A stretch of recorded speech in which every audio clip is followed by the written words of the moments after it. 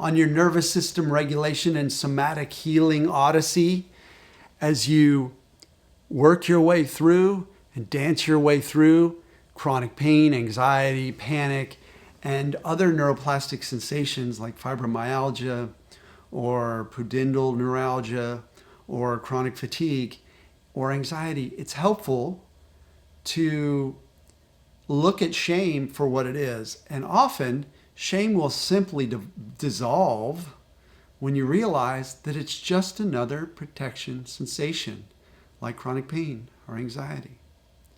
I'm Healing Wolf, a professional neuroplastic trauma, chronic pain, anxiety, panic, and other neuroplastic sensation recovery coach. I help folks on Zoom to move through the jungles and through hell back to a full and vibrant life. I use the name Healing Wolf because my ancient ancestor in Switzerland was named Sir Marquardt Werner Wolf, the defender of the warrior. And I'm here to defend your recovery from all the nonsense that's out there and to get your unconscious mind on board that you're okay and you're safe and you don't need this extra protection. And in today's video, we're going to be talking about shame, which is a protection sensation as well. And I'm going to explain how that works. And then I'm going to explain some ways to work through that shame. And at the very end of the video, I will speak about some more personal feelings around that and some more personal experiences. So stick around to the end. So shame, what is it? Why is it there? Why is this emotion called shame even arise? Like, why do we feel it? Like, does it do us any good? It usually comes with guilt, and they're kind of similar. But shame can happen even when you're absolutely have nothing to do with the cause of that shame. So for example, if you were a child and you were homeless, you may feel shame around that you were homeless, that your family was poor, or that you lived in a certain way where you didn't have electricity or you didn't have food or whatever. And shame can come from that, but it wasn't your fault at all. It was circumstance. It may not have even been the fault of your parents. There are plenty of kids, and sadly, in America, the wealthiest country on earth, where the billionaires get huge tax breaks, there are children starving, and they're cutting their food programs, right? The current administration. So I'm not getting political. I'm just saying that some of those kids might grow up with shame. And that's a shame that they grow up with shame. And so as an adult, they can look back on that and say, well, why am I feeling that shame? Because your unconscious mind doesn't want you to starve again. It wants that condition. It wants you to view that condition as unacceptable. So that as an adult, you're going to do what you need to do to make sure you're not in that shameful position again, right? So that's what shame is. That's where it's coming from. Now, somebody did something to you or circumstances happened to you. Something happened, right? It's over. It's history. It's done. It's gone. But unconscious mind has a goal to make sure that you never do that again. You never go back to that situation. So it creates this emotion called shame that keeps you focused on that, whatever it was, so that it won't happen again. So part of my work as a professional coach is clearing the shame over stuff that happened back when people were kids. Sometimes there was abuse. Sometimes there was sexual violence. A lot of different events happened, and unconscious mind blew them up pretty big and continued to see them as a possibility of happening again.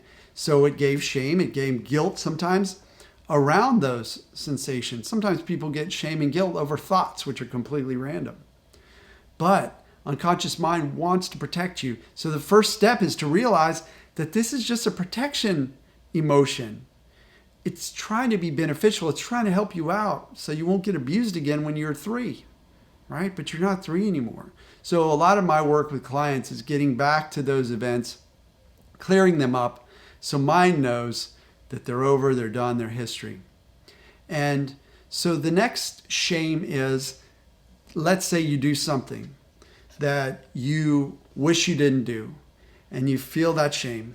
Maybe you said something to someone. This has happened to me quite a bit in life. You said something to someone in haste. You said something to someone, you were even just a little bit rude to someone who it really wasn't their fault. Let's say you go into a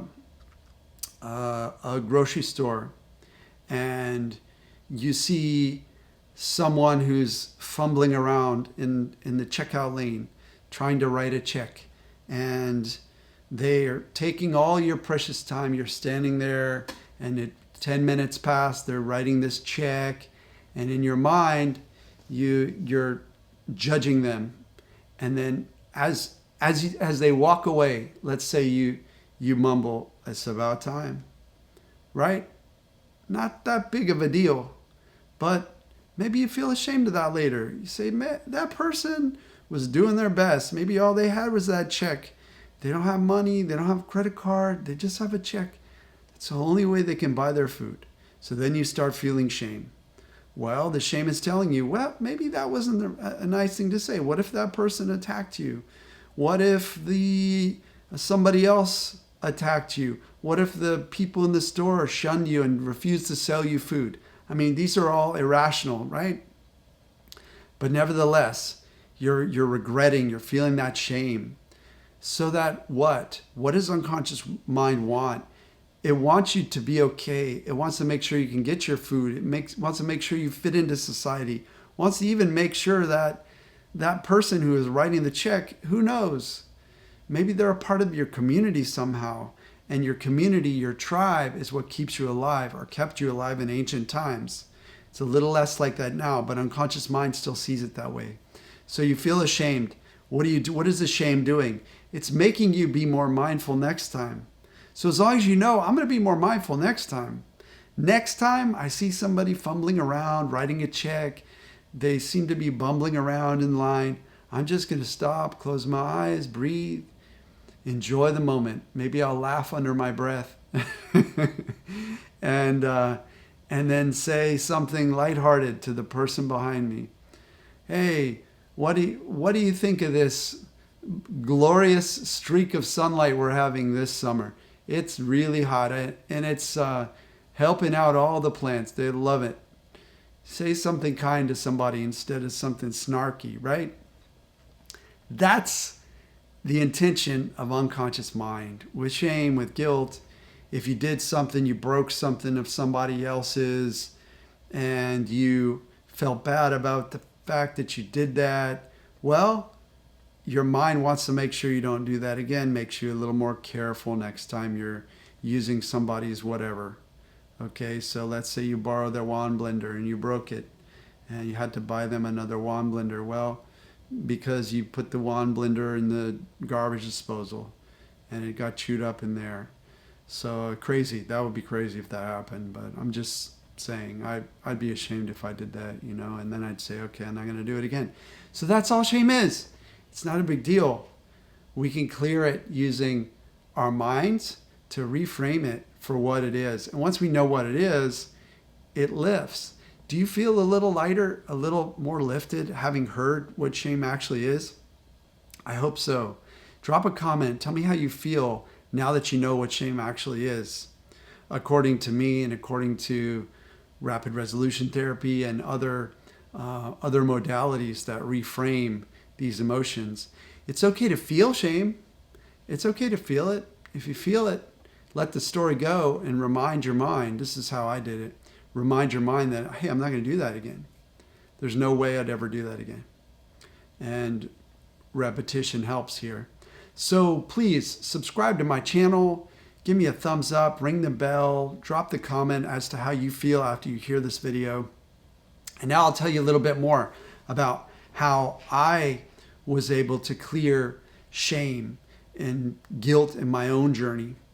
One thing I was very ashamed of was when I felt like I wasn't aware enough to stand up for myself in the medical system. So when I let a naturopath stick a needle into my leg and my hip and it paralyzed my leg, I felt a lot of shame after that I should have known better, that uninformed, unintelligent, what should I say?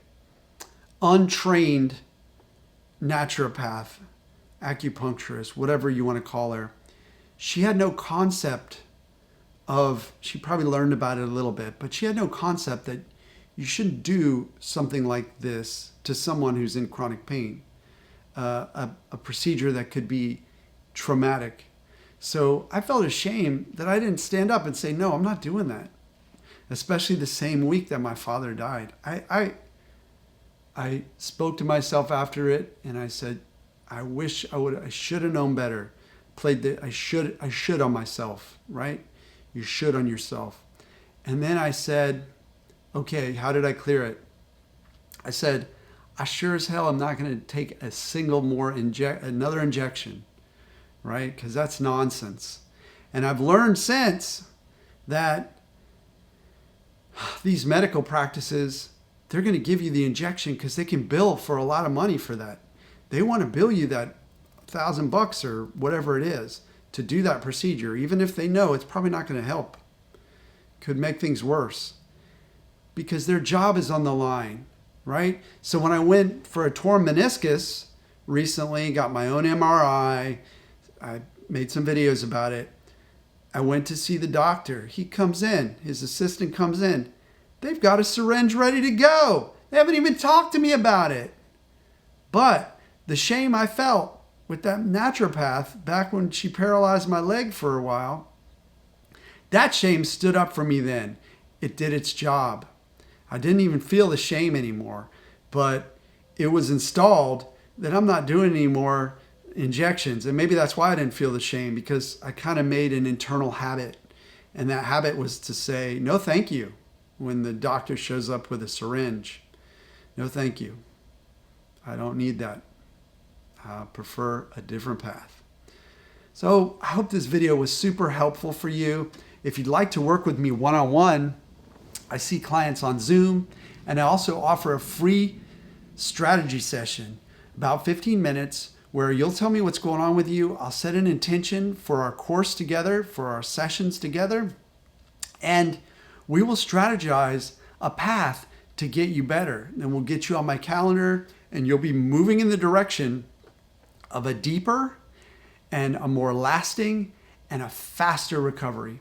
So healingwolfcoaching.com is where you can go for that. You could also sign up for my newsletter. I send out a newsletter every week or two with deeper dives into some of the things I make videos about. So hopefully you'll enjoy that as well. And I have more videos and subscribe link. So keep going. I know you can do this. And I know that ultimately your recovery is inevitable.